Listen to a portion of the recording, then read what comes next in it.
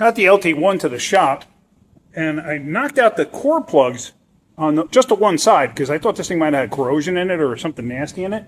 But look at the back side of these freeze-out plugs, technically core plugs. But there's nothing wrong with them really, so I'm not going to bother taking the other ones out. They're fine. So we're going to be putting this thing into the bath, which is this thing here. And this heats up the water, and it's got a turntable. It's got high-pressure sprayers that come down. Basically, I take the block, put it down on the table, spin it. Well, it'll spin itself, but anyway, and then just do that and clean it. What I'm also doing here is the main bolts, they were like loaded with just a whole bunch of nastiness. So what I did do is I'm going to drop the main caps into this vat of basically cleaning solution, which is mineral spirits, in case you're wondering. Yeah, oh, what did I want to show you? Oh yeah, this. Look at this. You got a small bolt.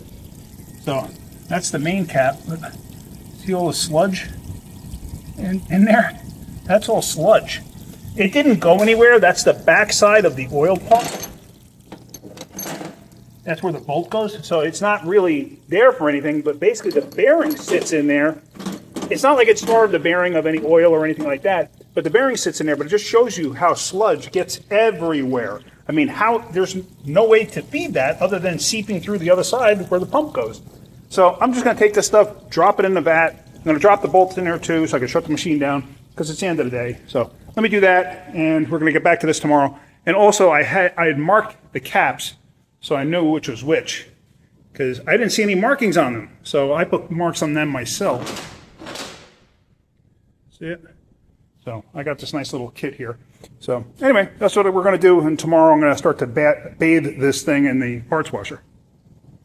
Okay, so we got the engine mounted inside the tumbler here, and basically I got the heaters on for the water. It's basically water with laundry detergent. It's really not much more than that.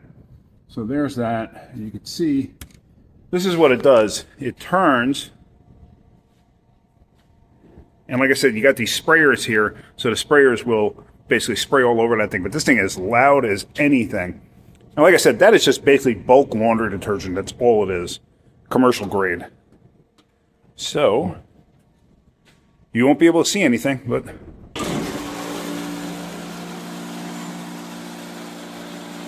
that's it. Now I will shut it down for 1 second just so you can get a general idea. Ooh, okay.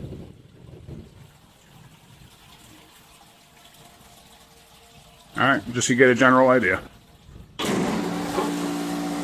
And then what I'll do at some point, I will change the position of the block in there so it'll hit like different areas. I'll be able to tell eventually what areas it's missing, and then eventually I'll flip the block to the other side.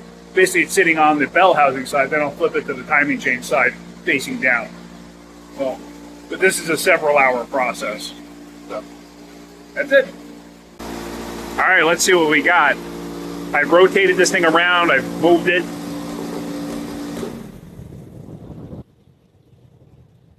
I wait a second only because it lets everything drip off of it and whatnot. So, yeah, looks pretty good. Looks pretty good. I flipped it over. I've had it upside down. I took all the core plugs out. I took every single one of them out of it. This way, it could just get through. I was just like, you know what? I'm going this far. I have to buy a core plug kit, and it's not extra money, or not a whole bunch of extra money to get those. So, I was like, may as well just do it. So, this is pretty clean. I'm happy with that. So now I can actually clean the heads and everything else, the oil pan. I'm going to throw all of that stuff in there. But look how nice it came out. So, yeah, we're all good with that. All right. Okay, so we got the heads in there. And usually what I do is that control panel had burned out a long time ago, apparently.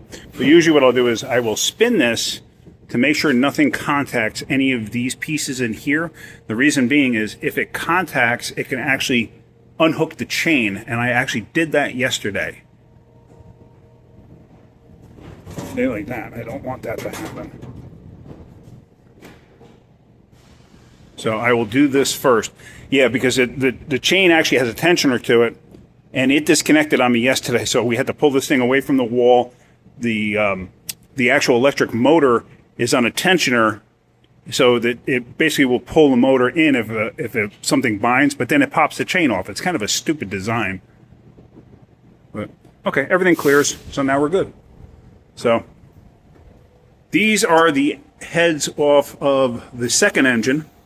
So I want to try to get them as cleaned up as possible. I'm going to have to replace the valve springs because of the cam. I got one valve cover in there. Maybe I should put the other one in there too. I wonder if I can just stick this. See, they're a little grody. I wonder if I could just stick this over here. I kind of don't have the room. Well, I have the time. I don't have the room, so we're going to leave this over here. All right. So, yeah, the guys in the shop hate me because that thing is noisy as all get out. There's the block all bathed out. And when you do that, it will ruin the bearings. These cam bearings, I would never reuse them after doing that. It hits them. So let's see what the heads in that look like. This has been running for about about an hour and a half, I should say. I usually crack it because otherwise it sprays out. Well, okay, it's cleaning them up pretty good.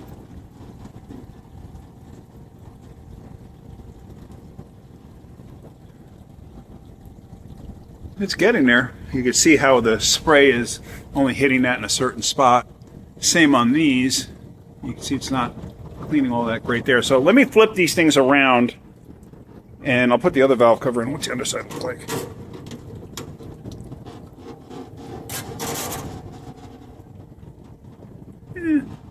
They could go a bit longer, I guess.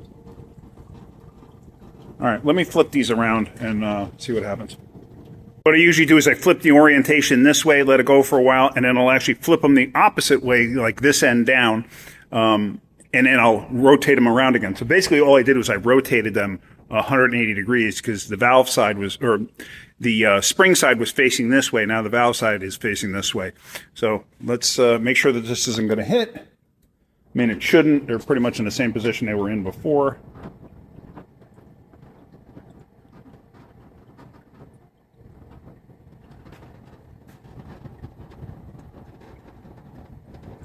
Yeah, okay. So I'm happy with that. It's hot. Let me just tell you, that stuff is hot. I don't know what the actual temperature is, but it's up there. It's probably a good 150, 160, maybe even higher degrees. So let it go. I was walking away and I heard something fall.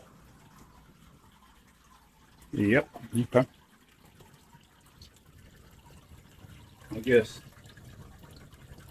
that wasn't sitting quite right.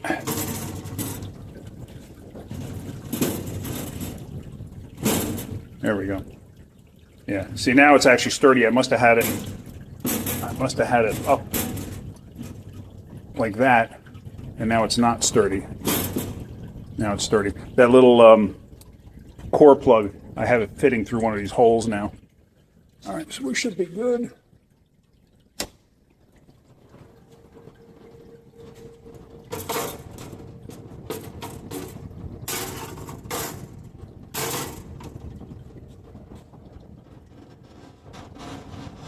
The water pressure comes out of there with some force, let me tell you.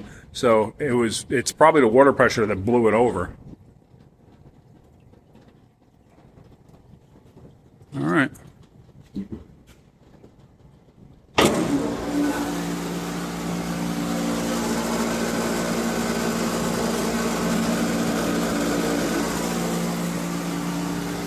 Yummy. So there you go. That's the finished product. Basically, I still got to clean up a few little things on this thing, but I basically got the main heavy stuff off that I wanted to get off, you know, the stuff that would be stuck in like little crevices and stuff that I wouldn't be able to get to.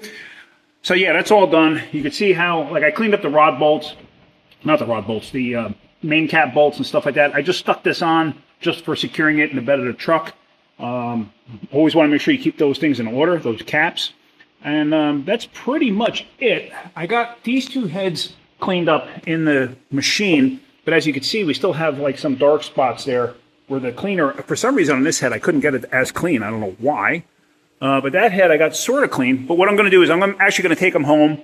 These heads I'm going to do straight up just with a bucket of cleaner, basically let them submerge and soak.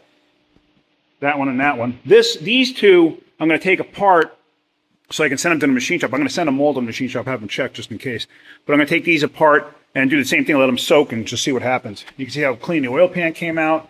The valve covers came out pretty clean, but there's still like a little bit of residual in there, so I'm going to have to clean them again, basically in a bucket. Same thing with the windage tray. But I wanted you to see something interesting. If you look, here's the main bearings.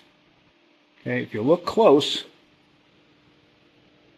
it has the GM part number, but if you look above the part number, see that? 0006? That is a slightly selective bearing. That thing is 6 thousandths tighter than the original type bearing. Or not the original, this is done at the factory, but this is a 6 thousandths tighter clearance bearing than factory stock. Meaning, when they were assembling this engine originally at the factory, they come to find that these bearings, like to get it within their tight tolerances from the factory, like they of course they want them to be in a certain position. They figured on this particular one, having one that was 6 thousandths tighter will get your clearances closer.